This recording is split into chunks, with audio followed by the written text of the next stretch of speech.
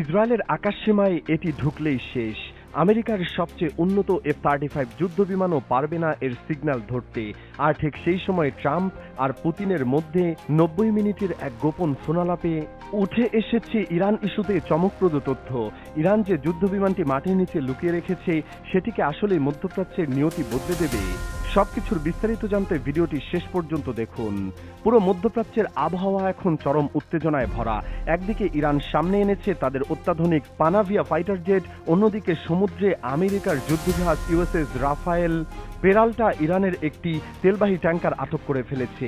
আর সবচেয়ে বড় চমক এসেছে ট্রাম্প পুতিনের সেই 90 মিনিটের ফোন আলাপ থেকে, যেখানে পুতিন ইরানকে নিয়ে সরাসরি একটি প্রস্তাব টেবিলে রেখেছেন। আজকের ভিডিওতে আমরা খুলে বলবো ইরানের এই রহস্যময় যুদ্ধবিমানটি কতটা মারাত্মক, কিভাবে এটি ইসরায়েলের আকাশপথ ভেঙে ঢুকতে পারবে, আর ট্রাম্প পুতিনের ফোন আলাপের আসল উদ্দেশ্য কি। প্রথমে আসি সাগরের ঘটনায়। ইউএসএস রাফায়েল পেরাল্টা এটি মার্কিন নৌবাহিনীর আর্লেবার্গ শ্রেণীর একটি গাইডেড মিসাইল ডেস্ট্রয়ার। শত্রু বিমান, ক্ষেপণাস্ত্র, ডুবোজাহাজ সবকিছু ধ্বংস করার ক্ষমতা রাখে এই জাহাজ। মার্কিন সেন্ট্রাল কমান্ড নিশ্চিত করেছে 26 থেকে 28 এপ্রিলের দিকে এই জাহাজ ইরানি পতাকাবাহী MT স্ট্রিম নামের একটি তেলের ট্যাঙ্কার আটক করেছে। আমেরিকা এখন ইরানের বন্দরগুলোর উপর করা সামুদ্রিক অবরোধ দিয়ে রেখেছে। সরাসরি আক্রমণ না করে অত্যাধুনিক রাডার আর নজরদারি সিস্টেম দিয়ে ট্যাঙ্কারটিকে নিয়ন্ত্রণ নেওয়া হয়েছে। জাহাজটি এখন সম্পূর্ণ আমেরিকার হাতে। কিন্তু জাহাজ আটকের পরে ইরান যে পাল্টা কৌশল নিয়েছে তাতে নড়ে চড়ে বসেছে গোটা বিশ্ব। ইরান তাদের অত্যাধুনিক প্যানাভিয়া ফাইটার জেট মাঠে নামানোর ঘোষণা দিয়েছে। মাত্র 8 মাস আগে প্রথমবারের মতো এর প্রোটোটাইপ সামনে আসে। আর সবচেয়ে বেশি ঘাবড়ে গেছে ইসরায়েল। তাহলে কি আছে এই বিমানে? আন্তর্জাতিক প্রতিরক্ষা বিশ্লেষকদের মতে পানাভিয়া মূলত F সিরিজের একটি বিশেষ সংস্করণ। আমেরিকার F-22 র্যাপটর আর F-35 লাইটনিং পঞ্চম প্রজন্মের যুদ্ধ বিমান। এগুলোর সামনে দাঁড়ানোর শক্তি বিশ্বের হাতে গোনা কয়েকটি দেশেরই আছে। কিন্তু ইরানের পানাভিয়া যদি পঞ্চম প্রজন্মের না হয়, তবে চতুর্থ প্রজন্মের সব ফাইটার জেটকে এটি ছাড়িয়ে গেছে বলে দাবি করা হচ্ছে। দুটি অত্যাধুনিক টার্বোশ্যাফট ইঞ্জিনে চলা এই বিমানের সর্বোচ্চ গতি প্রতি ঘন্টায় প্রায় 2700 কিলোমিটার। শব্দের গতির প্রায় 2.5 গুণ বেগে বেশি ছুটতে পারে এই বিমানটি। এরপর সবচেয়ে বড় প্রশ্ন, এটি কিভাবে যুদ্ধে ক্ষতি করবে। গভীর গবেষণায় দেখা গেছে ইরান তাদের পুরনো বিমানের ফ্রেমকে আধুনিক প্রযুক্তি দিয়ে পুরোপুরি বদলে দিয়েছে। এতে যুক্ত করা হয়েছে অ্যাভিয়নিক্স আর হোমিং টেকনোলজি, যা শত্রু রাডারকে একেবারে বোকা বানায়। ইরান যদি ইসরায়েলের উপর হামলা চালায় তাদের কৌশলটি হবে বহুমাত্রিক। প্রথমে শাহেদ ড্রোনের একটি বিশাল ঝাঁক পাঠানো হবে, যাতে ইসরায়েলের আয়রন ডোম সিস্টেম সম্পূর্ণ ব্যস্ত হয়ে পড়ে। এখানে একটি গুরুত্বপূর্ণ তথ্য জানা দরকার। ইসরায়েলের আয়রন ডোম প্রতিটি ইন্টারসেপ্টর মিসাইলে খরচ করে প্রায় $40,000 থেকে $1 লাখ। আর একটি শাহেদ ড্রোন তৈরি করতে ইরানের খরচ মাত্র $20,000। অর্থাৎ ইরান কম খরচে ইসরায়েলের প্রতিরক্ষা বাজেট শুকিয়ে দিতে পারে। ঠিক সেই সময় প্যানাভিয়া জেট অত্যন্ত উচ্চতা থেকে প্রিসিশন গাইডেড বোমা ফেলবে, যা আয়রন ডোমের ধরাছোঁয়ার বাইরে থাকবে। এটি একসাথে 13 টন মিসাইল বহন করতে পারে। আর সবচেয়ে ভয়ের বিষয়, প্রতি সেকেন্ডে প্রায় 250 মিটার উঠতে সক্ষম এই বিমান। ইসরায়েল বা আমেরিকার কোনো মিসাইল ছড়ে সেকেন্ডের ভগ্নাংশের মধ্যে এটি উপরে উঠে যাবে আর মিসাইলটি শূন্যে নষ্ট হয়ে যাবে। কাছাকাছি লড়াই বা ডগ ফাইটে এটি রাশিয়ার MiG-29 এর চেয়েও বেশি মারাত্মক বলে মত বিশেষজ্ঞদের। সবচেয়ে বড় চমক লুকিয়ে আছে এর নির্মাণ প্রক্রিয়ায়। গোয়েন্দা সংস্থাগুলো যেমন কিছুই না বোঝে, সেজন্য ইরান এই যুদ্ধ বিমানে তৈরি করেছে মাটির নিচে কয়েকশো ফুট গভীরে থাকা বিশেষ ওয়ার্ক স্টেশনে। ইরানের আন্ডারগ্রাউন্ড মিলিটারি ফ্যাসিলিটিগুলো বিশ্বের সবচেয়ে গভীরগুলোর মধ্যে একটি। আমেরিকার স্যাটেলাইট বা মোসাদ কেউই এটি টের পায়নি। এই বিমানের অত্যাধুনিক ফেজড অ্যারো রাডার আছে, যা একসাথে 16টি টার্গেট ট্র্যাক করতে পারে এবং 5টি টার্গেটে একসাথে আক্রমণ চালায়। আর সবচেয়ে বড় কথা, এই যুদ্ধ বিমান ইরানের নিজস্ব স্যাটেলাইট নেটওয়ার্কের মাধ্যমে পরিচালিত হয়। যুদ্ধের সময় ইসরায়েল বা আমেরিকার ইলেকট্রনিক ওয়ারফেয়ার দিয়ে শত্রু সিগন্যাল জ্যাম করে দেয়, কিন্তু ইরানের এই বিমান সরাসরি মহাকাশ থেকে সিগন্যাল নেয়।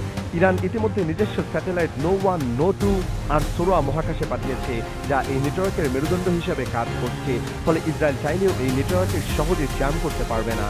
এদিকে আমেরিকার অবস্থা ক্রমশ অস্বস্তিকর হচ্ছে। ট্রাম্প আর পুতিনের মধ্যে সম্প্রতি প্রায় 90 মিনিটের একটি ফোনালাপ হয়েছে। আনুষ্ঠানিক বিবরণী অনুযায়ী তারা ইরান যুদ্ধ, ইউক্রেন সংকট আর বিশ্বের প্রতিটি ইস্যু নিয়ে আলোচনা করছেন। কিন্তু আসল চমক লুকিয়ে আছে ভেতরে। ক্রেমলিনের ঊর্ধ্বতন সহকারী ইউরি উশাকভ জানিয়েছেন, পুতিন ট্রাম্পকে ইরান ইস্যুতে একটি পারমাণবিক চুক্তির প্রস্তাব দিয়েছেন। পুতিন ইতিমধ্যে ইরানের পররাষ্ট্রমন্ত্রীর সাথে বৈঠক করেছেন। তিনি ট্রাম্পের ইরান যুদ্ধ থেকে ভূরাজনৈতিকভাবে লাভবান হওয়ার পথ খুঁজছেন। আরও একটি গুরুত্বপূর্ণ তথ্য, ফোনালাপে তারা এনার্জি অ্যান্ড ইকোনমিক প্রজেক্ট নিয়ে আলোচনা করছেন। এটাই আসল ব্যাপার। পুতিন সবসময় ট্রাম্পের কাছে প্রবেশের পথ খুঁজছেন। তিনি ট্রাম্পকে বোঝানোর চেষ্টা করছেন যে যে যুদ্ধ শেষ হলে আমেরিকার সাথে অত্যন্ত লাভজনক ব্যবসায়িক চুক্তি সম্ভব। ট্রাম্প সাধারণত সব শেষে যার কথা বলেন তার দিকেই ঝুঁকে পড়েন। ইউরোপের রাজধানীগুলো আর কিয়েভ এখন এই ফোনালাপের পর বেশ উদ্বিগ্ন, কারণ পুতিন এখনো ইউক্রেন যুদ্ধে তার সর্বোচ্চ দাবি থেকে এক চুলো নড়েননি। তিনি ট্রাম্পকে বলেছেন রাশিয়া এই যুদ্ধে জিততে পারে, তবে তিনি আলোচনার মাধ্যমে সমাধান চান। এভাবেই পুতিন নিজেকে যুক্তিসঙ্গত দেখাচ্ছেন। এই সবের মাঝেই ইরান তার অবস্থান আরো শক্ত করেছে। ইরানের বিপ্লবী গার্ড বাহিনী স্পষ্ট করে জানিয়ে দিয়েছে হরমুজ প্রণালী তাদের হাতেই থাকবে। বিশ্বের মোট তেল রপ্তানির প্রায় 20% এই প্রণালী দিয়ে যায়। একজন উচ্চপদস্থ কমান্ডার বলেছেন, হরমুজ আমাদের হাতের মুঠোয়, আমরা যখন চাই খুলে দেব, যখন চাই বন্ধ করে দেব। আর এটা শুধু কথার কথা নয়, পারস্য উপসাগরের ভেতরে থাকা 300টি বড় পণ্যবাহী জাহাজ আটকা পড়েছে। তেলের ট্যাঙ্কার, এলএনজি ক্যারিয়ার সব আটকা। জ্বালানি তেলের দাম প্রতিদিন আকাশ ছোঁয়া হচ্ছে। ইরান এই অবরোধ এড়াতে জাহাজের রুট পরিবর্তন করছে, পতাকা বদলাচ্ছে, অন্য দেশের নৌবাহিনীর পেছনে লুকিয়ে পড়ছে।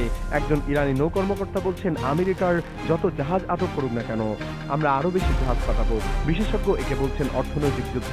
ইরান সরাসরি সামরিক সংঘর্ষ ছাড়াই আমেরিকা ও ইউরোপের অর্থনীতিকে জিম্মি করে রেখেছে। আর এই মুহূর্তে ইরানের পেছনে এসেছে রাশিয়ার আরো একটি বড় সাপোর্ট। রাশিয়া আগামী 1 মে থেকে ইউরোপগামী একটি জ্বালানি পাইপলাইন বন্ধ করার প্রস্তুতি নিচ্ছে। কাজাকিস্তান থেকে তেল সংগ্রহ করে জার্মানি ও অন্যান্য ইউরোপীয় দেশে সরবরাহকারী এই পাইপলাইনে প্রতি বছর প্রায় 21 লক্ষ মেট্রিক টন তেল যায়। যদি রাশিয়া সত্যি এই পাইপলাইন বন্ধ করে আর হরমুজে অবরোধ চলমান থাকে, তাহলে ইউরোপ গভীর সংকটে পড়বে। তখন ইউরোপকে জ্বালানির জন্য ইরানের দিকে তাকিয়ে থাকতে হবে। ফলে ইরান তার শর্ত আরো কঠোরভাবে চাপিয়ে দেবে।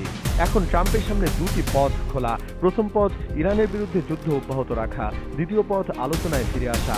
প্রথম পথ বেছে নিলে নতুন করে যুদ্ধ শুরু হবে, যেখানে ইরানের পানাভিয়া জেট আর হরমুজের মাইন আমেরিকার জন্য বিপর্যয় ডেকে আনবে। আর দ্বিতীয় পথ বেছে নিলে ইরানের শর্ত মেনে নিতে হবে, নিষেধাজ্ঞা তুলে নিতে হবে, যা আমেরিকার জন্য লজ্জাজনক।